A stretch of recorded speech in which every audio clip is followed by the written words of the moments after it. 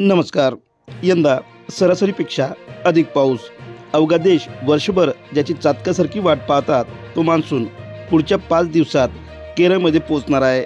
त्यासाठी अनुकूल वातावरण असून यंदा देशात सरासरीपेक्षा अधिक पाऊस म्हणजे 106% पाऊस पडण्याचा अंदाज भारतीय हवामान विभागाचे संचालक मृत्युंजय मोहपात्रा यांनी वर्तविलेला आहे.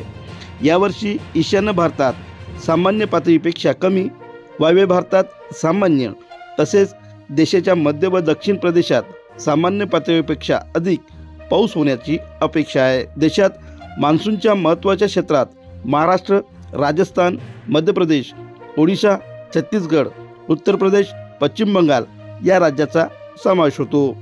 तिथे पावसावर अवलंबून असलेल्या कृषी क्षेत्रामध्ये सामान्य पातळीपेक्षा जास्त म्हणजेच सरासरीपेक्षा 106% अधिक पाऊस पडण्याची शक्यता असल्याचे हवामान विभागाचे म्हणणे आहे.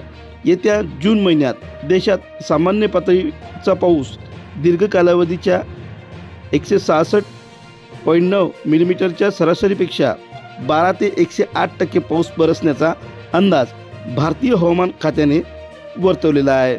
या काळात कमी दिवसात अधिक पाऊस पडण्याची देखील शक्यता व्यक्त करण्यात आलेली आहे.